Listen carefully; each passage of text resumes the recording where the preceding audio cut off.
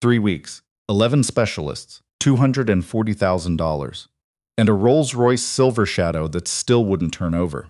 Meridian Hargrove had built a hotel empire before most people her age had learned to read a balance sheet. By 34, she owned 7 properties across 4 states. By 38, she had a name that opened rooms in cities where rooms didn't open. But she couldn't fix the one thing she'd bought without a single calculation behind it. Her late grandmother's 1973 Rolls-Royce Silver Shadow, silver gray and silent in the climate-controlled bay of Hargrove Hospitality's private maintenance facility in Scottsdale, Arizona, surrounded by equipment that cost more than most people's homes and staffed by men whose credentials filled pages. The car had been her grandmother's.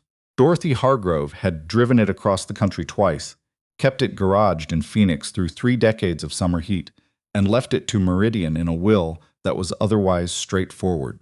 Everything else went to the foundation, to the staff who had cared for her in her last years, to the cousin who had always been good about visiting. The car went to Meridian with a note in her grandmother's slanted handwriting, because you always understood what things were worth. Meridian had read that note 11 times. She wasn't sure she deserved it. She had not understood until the car stopped starting what the car was worth to her. Now she knew. The specialist she had hired first was a man out of Beverly Hills named Stanton Cole, who drove a Porsche Cayenne and wore watches that cost more than the Silver Shadow's original purchase price. He had credentials from Rolls-Royce's own training program, a wall of certifications, and a voice that had the particular confidence of a man who had never been wrong in front of a client. He had also, in 3 weeks, failed to identify why a car in otherwise excellent condition could not complete its ignition sequence. He was currently recommending a full electrical harness replacement at a cost that would bring the running total to just under $250,000. Meridian had approved every previous authorization. She approved this one too. She told herself it was the logical next step and went back to her desk. The maintenance facility was in a low beige building off Scottsdale Road with an unmarked exterior. Because Meridian preferred it that way. Her name was not on the door. The cars that passed through it were expensive enough that discretion was a service. She had converted the space from an overflow storage unit 3 years ago and staffed it with 4 full-time technicians who handled the fleet vehicles from her properties, plus whatever personal vehicles her executive team needed serviced. Bay 4 had been cleared for the Silver Shadow.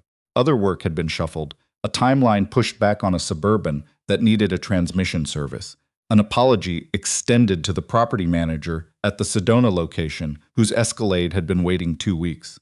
The staff understood without being told that when Meridian Hargrove brought in a car with a handwritten note still in the glove compartment, everything else waited.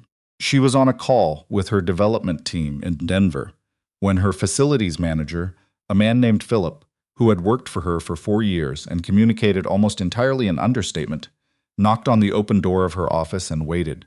She wrapped the call. "Tell me, Stanton's team wants to start the harness work tomorrow morning. They need to know if there's anything you want pulled from the car first. Documents? Personal items? There's a letter in the glove compartment. I'll get it." She looked at him. "Is there something else?" Philip had the expression of a man who had decided to say a thing and was now recalibrating the best way to say it. "There's a situation at the service entrance. A man came in to pick up a part order. Wrong bay. He saw the shadow through the door while he was waiting for someone to come sign the paperwork, and he asked one of our guys what was wrong with it. And now he's outside saying he might know what the problem is." Philip paused. "Stanton's not happy." Meridian set down her phone. "Where is he?" "Service entrance. Brown truck. He says his name is Bowen Fitch. He runs a shop over in Chandler." She was already standing up. "Don't let him leave." She heard Stanton before she reached the bay. He was not a man who raised his voice, but he had a way of lowering it that functioned as the same thing, a controlled, clipped authority that he aimed at the man standing beside the service entrance like a verbal door being shut.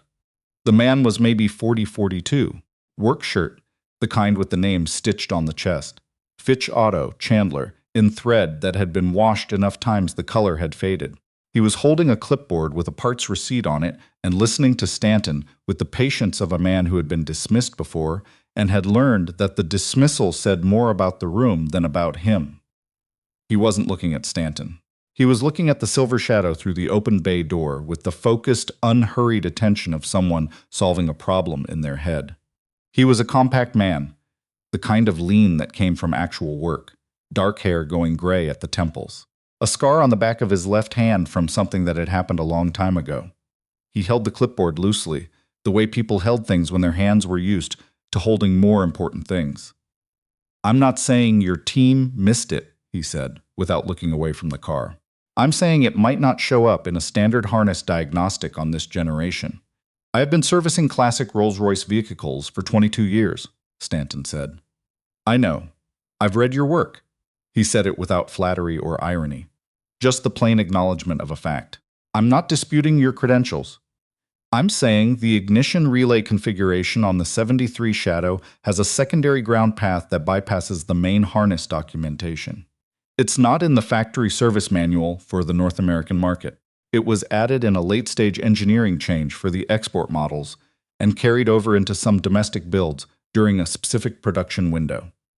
It doesn't fail in normal temperatures. But in Arizona, in sustained heat followed by a cold night, even a mild cold, the thermal cycling degrades the relay contact faster than the primary system shows stress." Stanton opened his mouth. "I was on the team that cataloged that fault," Bowen Fitch said, "at Dimova International. I was their chief electrical systems archivist for 6 years before I left." The bay went quiet. Meridian stepped forward. "Who are you?" He turned. His eyes were a steady, unremarkable gray, the kind that took in a room quickly and then stayed still. He looked at her with the directness of a man who had nothing to perform. "Bowen Fitch. I run a shop in Chandler. I had a parts pickup scheduled at your facility on Hayden. Dispatch sent me to the wrong address." He glanced down at the clipboard. "I can get out of your way. You said thermal cycling. Walk me through it." Stanton made a sound. Meridian looked at him. She didn't say anything. She had learned that the right kind of silence did more work than a sentence. She looked back at Bowen. "Walk me through it." He did. He was not a man who used unnecessary words.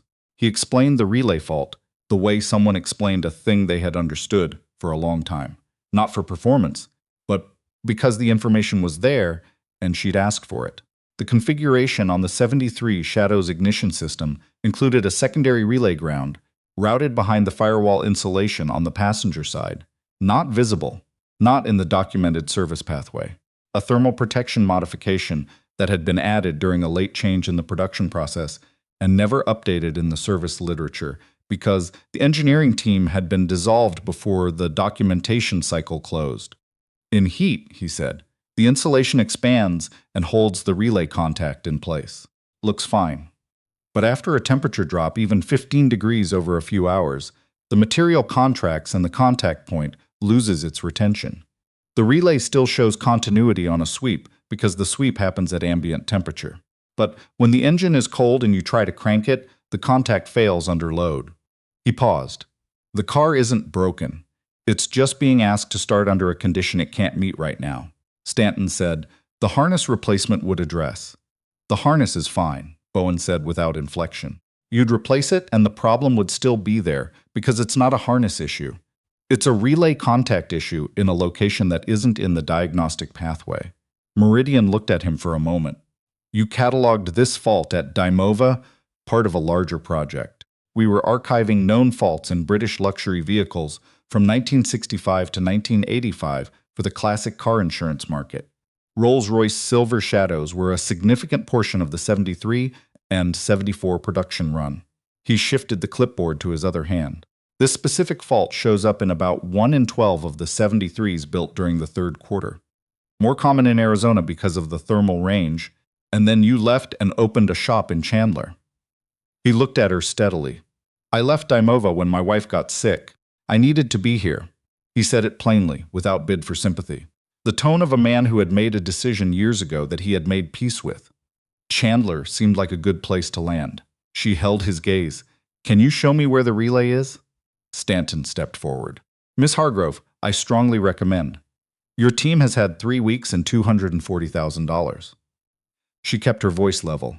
"I'm going to let this man spend 10 minutes looking at it. If he's wrong, we'll know in 10 minutes.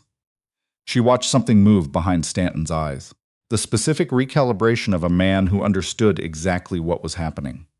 Bowen needed a flashlight, a long-reach flathead, and a pair of needle-nose pliers. One of the technicians got them. He didn't ask for a creeper. He just lay down on the floor, slid under the passenger side of the car, and was quiet for about 20 seconds while his flashlight moved in the space behind the firewall. Then, there it is.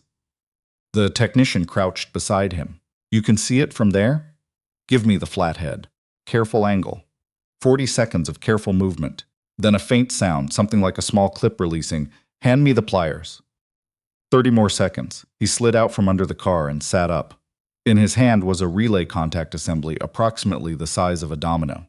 The surface of the contact terminal was oxidized, not dramatically, not visibly wrong from 2 feet away, but wrong in the specific way that things were wrong when they failed under load and looked fine at rest. He held it up so she could see it. Contact face, he said. Oxidation pattern consistent with thermal cycling. It's been failing under cold start load for a while. Probably got worse when the weather shifted last month. He looked at Stanton's team. Your diagnostic sweeps would have shown the relay at full continuity every time, because the oxidation clears slightly under the heat of the diagnostic process itself. But the car is being asked to crank at ambient temperature before the relay has warmed. That's when it fails. Nobody spoke. Meridian said, "Can you fix it?" The contact needs to be replaced, not cleaned. It's too far gone for a treatment. The part is a relay contact assembly specific to the 73 Shadow ignition configuration.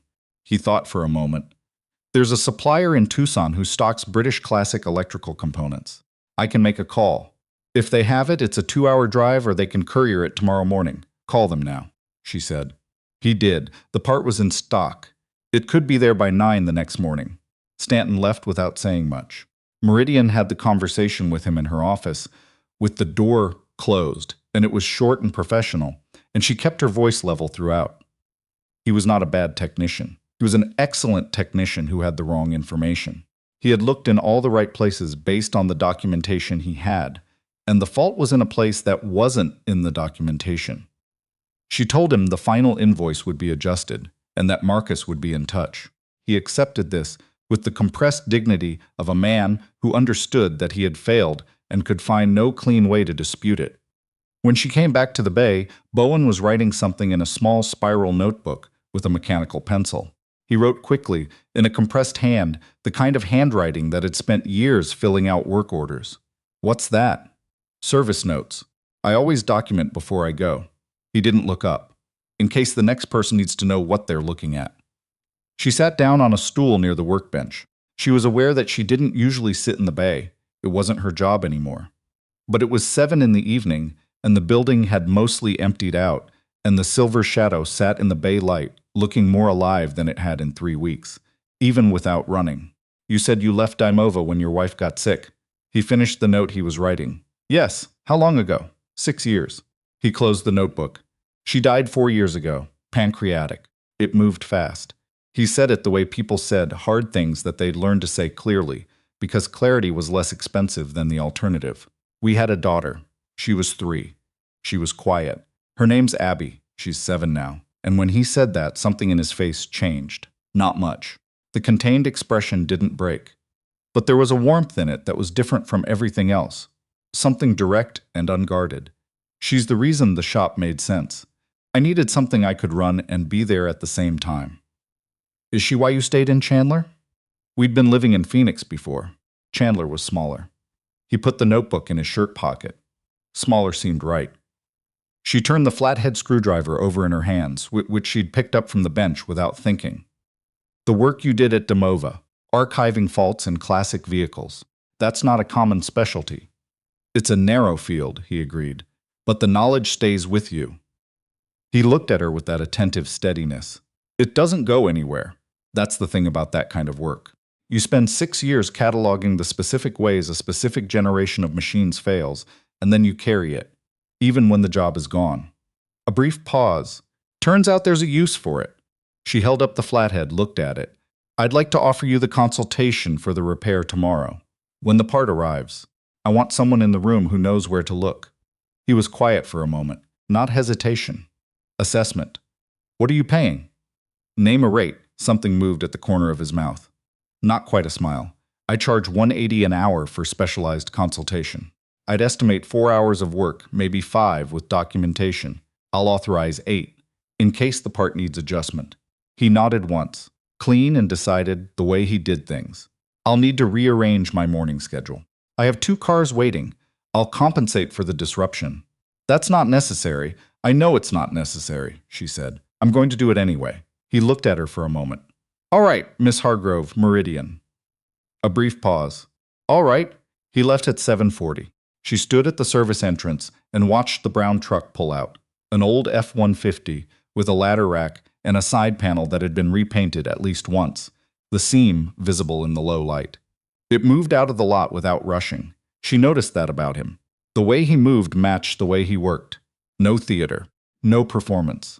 Just the direct, economical motion of a man who knew where he was going and didn't need anyone to watch him get there. She went back inside. The Silver Shadow sat in Bay 4, patient and silver gray, waiting for a part that would be there in the morning. She walked to it and put one hand on the hood. Her grandmother had called this car her thinking machine. Not because it helped her think, she'd told Meridian once, but because driving it quieted everything else enough that the thinking she'd already done could finally be heard.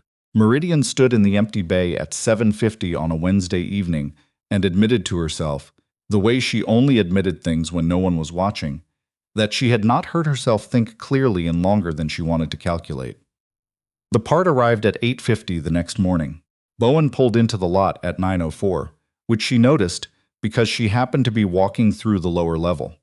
He had the same thermos, the same olive jacket, and the same quality of movement, like a man who had made a decision some time ago to stop performing urgency and had never gone back. She was 4 minutes late to her 9 o'clock call.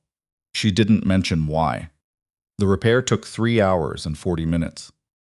She watched the bay camera log that evening. Not surveillance instinct, just the same low-level attention she'd been giving anything connected to Bowen Fitch since the night before. The footage showed methodical work, quiet, no wasted motion.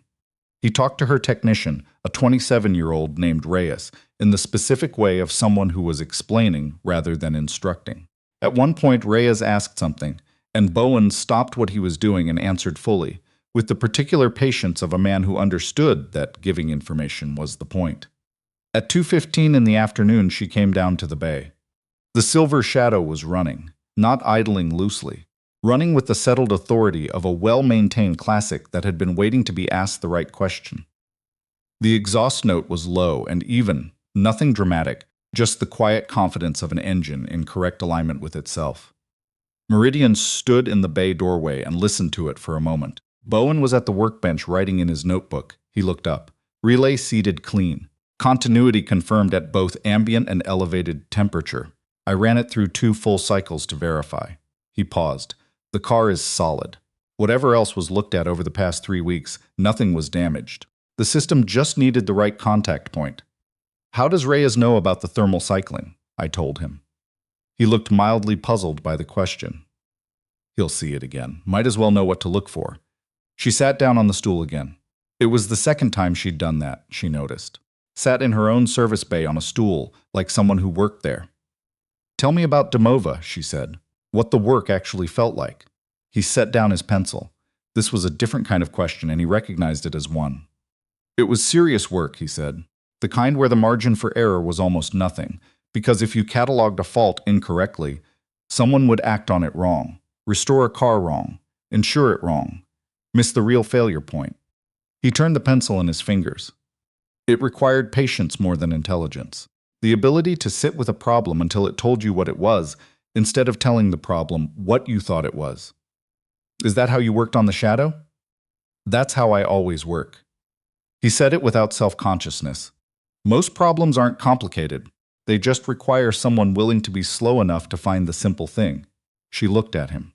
Stanton's team wasn't slow enough. Stanton's team was thorough in the direction the documentation pointed. That's not a failure of skill. It's a limitation of information. He put the pencil down. I had an unfair advantage. I cataloged that fault. I knew it existed. You knew it existed, and you still came in through the service entrance and got dismissed by a man who charges more per day than you charge per month. Something shifted in his expression. He didn't know what he didn't know. That's not unusual.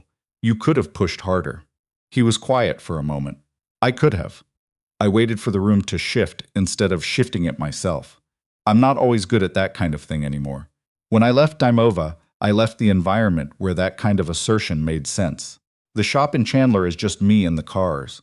There's no room hierarchy, no one to push against. He paused. I defaulted to waiting. It took me too long. I stopped you, she said. When you finally got to talk, I was the one who shut Stanton down so you could finish the sentence. I know. I'm not absolving you, she said, but I also can't pretend I would have heard you if you'd come through the front door. I would have had the desk call security. He looked at her. I filter by surface, she said. I've known this about myself for a long time. I grew up with nothing. I was the person who got filtered out before she got to speak for most of her 20s. And I still do it. She set the flathead down on the bench. That bothers me. He was quiet with the particular quality of someone actually listening, not preparing a response, just receiving what she'd said. Recognizing it is not nothing, he said finally. Recognizing it after the fact is the minimum standard. It's not a virtue. No, he agreed. But what you do with it is. She looked at him for a moment. It was a direct thing to say, and she had the impression he'd said it because he believed it was true and because he had assessed that she could handle the directness, both of which she found herself, to her slight surprise, appreciating. Have the contract sent over this afternoon, she said. For the consultation fee. You don't have to. I know I don't. She stood up from the stool. I'm going to anyway. He signed the contract and returned it the same afternoon. The signature was small and practical, just his name, written in that compressed work order hand. She looked at it for longer than the signing required. 3 days later, she called the shop. She had a reason ready. A question about temperature maintenance for the Silver Shadow during storage. Something specific about the optimal range for the relay contact assembly. It was a real question. She was also aware, in the honest accounting she kept of her own motivations, that it could have been an email. He answered on the second ring. Fitch Auto. It's Meridian Hargrove. A brief pause. Not surprise exactly. Something settling. Everything all right with the car? The car is fine. I drove it this morning. 20 minutes through the neighborhood. It ran perfectly. She paused. I had a question about storage temperature for the relay. We're heading into the dry season and the nights are getting colder. He gave her the answer, which was specific and useful, and confirmed what she'd suspected. Keep the storage space above 60 degrees. Run the car briefly twice a week to cycle the electrical system. Check the relay contact annually before the thermal cycling season. That's more caution than strictly necessary, he said, but it costs nothing and removes the uncertainty. I'll do it. Neither of them said anything for a moment. How's the shop? She said. Busy. A brief sound, dry. I had a '68 Mustang come in yesterday with an electrical problem the owner had diagnosed himself based on a YouTube video from 2019. The diagnosis was creative. How bad? She'll drive again by Friday. The creativity added about 2 days to the timeline. Did you tell him? I told him what the repair required. I didn't tell him the diagnosis was the problem. A pause. He meant well. He just needed better information. She smiled at her desk. It was the real kind, the kind that came from something actually being what it presented itself as. Thank you for the storage advice. Anytime. A slight weight in the word, just enough to mean something. She closed the phone and looked at her notes, which said, above 60 run 2x weekly annual relay check, and had a small line under any time that she had drawn without thinking. She had 38 unread emails. A site visit in Flagstaff tomorrow. A vendor call she'd been avoiding for a week. She answered the emails. It took longer than it should have. 2 weeks later, Abby Fitch got into the car with her father on a Saturday morning the way she apparently got into cars, already talking. She was 7 years old, and she had strong opinions about which side of the truck she preferred to sit on and an ongoing project involving what she described as a field guide to Arizona lizards that she was writing and illustrating herself, and the progress on which she updated her father on with the thoroughness of a scientist publishing interim results. Meridian learned this the following Saturday when she met them for breakfast at a diner on Alma School Road called Delbert's, which Bowen had chosen because it had good coffee and a counter where Abby liked to sit, and because it was the kind of place that had been in the same location for 30 years and had never changed its menu, which Bowen regarded as a quality worth supporting. He'd asked her the day before, on a phone call that had started as a question about the Silver Shadow's tire pressure and lasted 40 minutes. He had said it simply and directly, the way he said everything. He was taking Abby to breakfast Saturday morning, and he thought Meridian might like to come, if that wasn't a strange thing to say. She had said yes before she'd thought about whether it was a strange thing to say. Abby looked up from her seat at the counter when Meridian came through the door and assessed her with the focused directness of a child who had not yet learned to veil her assessments. "Are you the lady with the old silver car?" she said. "I am," Meridian said, settling onto the stool beside her. "Dad fixed it." "He did." Abby considered this. "He says it was a relay problem." "That's right." "I know what a relay is," Abby said. Dad explained it. She said it with the particular satisfaction of a person who had been taken seriously by an adult and had processed the information seriously in return. "It's like a switch that gets tired." Meridian looked at her. "That's actually a very good way to describe it." Abby filed this away and went back to her field guide, which was open to a page featuring a careful pencil drawing of a common side-blotched lizard with notes in a 7-year-old's deliberately large handwriting. The notes were detailed. She had recorded the location where she'd seen it, the time of day, the weather. "You're very systematic," Meridian said. "Dad says if you don't write it down, it didn't happen." Abby said it with the tone of someone passing along wisdom she had adopted fully. Across the counter, Bowen was reading the menu he had almost certainly memorized, and doing it so he had something to do with his hands. He looked up and found Meridian looking at him, and there was something easy in the look, less guarded than the looks had been in the bay, like a man who was becoming slightly less careful about being seen. They ate. Abby had pancakes with exactly 2 pats of butter and no syrup, which she had apparently been doing since she was 4, and which Bowen had long since stopped questioning. Meridian had eggs and toast, and the coffee, which was, as advertised, better than the setting suggested. Bowen had oatmeal, which Abby announced she would never understand. "It looks like wet sand," Abby said. "It's healthy." "Wet sand isn't healthy either, Dad." Meridian laughed. "The real kind." Bowen looked at her with that almost smile, the minimal one, the one that she was starting to understand cost something and was worth more than most people's full expressions. Abby asked Meridian 7 questions during breakfast. How many hotels did she have? Did she live in them? How big was the Silver Shadow? Could it go fast? Did she drive it fast? Had she ever been to the ocean? Why did she like old cars? Meridian answered all of them honestly. The last one took a moment. "Because they were built to last," she said finally, "and the things built to last require a different kind of attention. You can't just run a diagnostic and get the answer. You have to actually know them." Abby thought about this with the seriousness she brought to everything. "Like the lizards," she said. "What do you mean?" "You can't just look them up in a book. You have to watch them." She tapped her field guide. "The book says where they live, but you have to watch them to know how they actually are." Meridian looked at her across the diner counter for a moment, this 7-year-old with her pencil drawings and her methodical notes and her father's eyes, and felt something happen in her chest that she didn't examine immediately. She had learned to let things arrive before she analyzed them. Bowen was watching Abby with the specific expression of a father at a diner counter, equal parts pride and the conscious effort not to show it too plainly. "Second Saturday?" Abby said, looking at Meridian. Direct, unarchitectured. Bowen said, "Abby." "It's okay," Meridian said. "Yes, if you want me to come." Abby nodded as if this was the expected answer and returned to her field guide. Bowen looked at Meridian. Something in the look was different from the bay, from the first meeting, from the careful professional exchange of the first phone call, less held. The second Saturday happened, then the third. By the fourth, Meridian had stopped thinking of it as a thing she was doing and had started thinking of it as Saturday, which was a different kind of claim on a morning. Abby had a project involving the migratory patterns of a specific hawk species and consulted Meridian on how one organized large amounts of data, and Meridian had explained her property management tracking system using lizards as the unit example, which Abby had found both useful and funny. She had opinions about everything, and delivered them with the calm authority of someone who had not yet learned that certainty required hedging, and the opinions were usually in the honest assessment of an adult with no stake in the outcome, more considered than they had any right to be.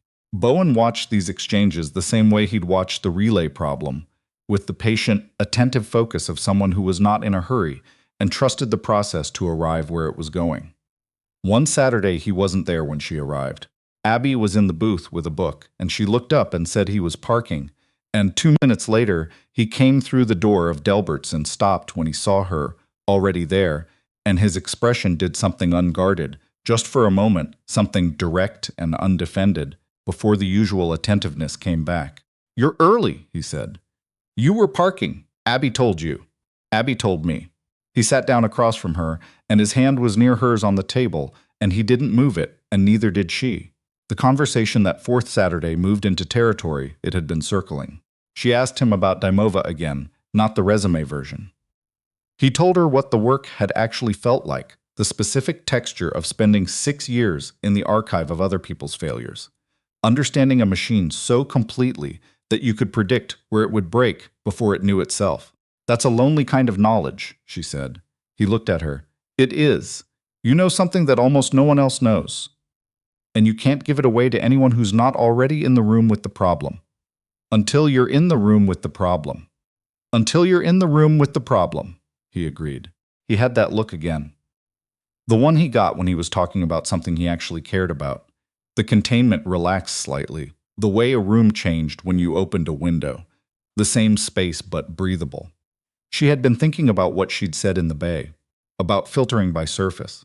She had been thinking about it more than she wanted to admit, and she told him that sitting across the counter at Delbert's while Abby built a small mountain out of sugar packets with focused concentration. "I've been filtering my whole life," she said. "In both directions. Against the people who looked like they didn't belong in the room and toward the people who looked like they did. I built an entire business on being able to read rooms fast. I thought that was a skill. It is a skill. It's also a habit that costs things." "Most useful habits cost something," he said. "What does yours cost?"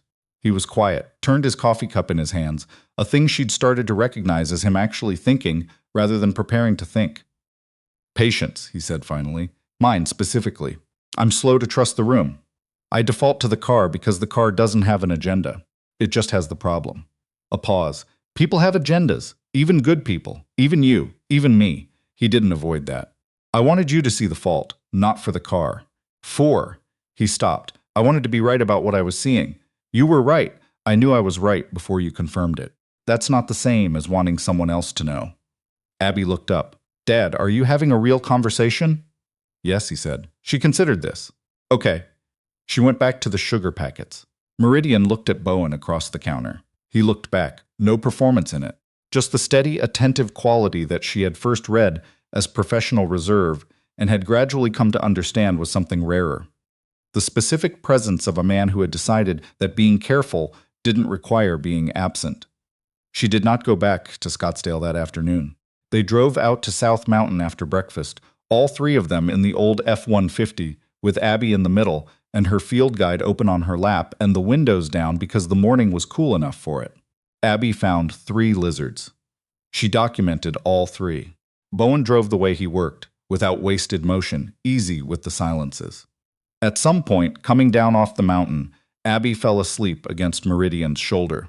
She didn't move her shoulder. Bowen glanced over and said nothing and kept driving. Back at Delbert's parking lot, Abby woke up and announced she was hungry again, which Bowen said was not biologically possible in under 3 hours, which Abby disputed with the confidence of the empirical evidence of her own hunger. They went back in and she had a grilled cheese. Meridian stayed. She did not have a name for what she was doing. She had a hotel in Flagstaff with a staffing problem, a vendor renegotiation in the morning, a Silver Shadow in a bay in Scottsdale that ran cleanly now for the first time since her grandmother had gone. She had a business she had built from a borrowed desk in a Phoenix co-working space into something that now had 37 employees and an asset base that would have been unimaginable to the version of her that had assembled it.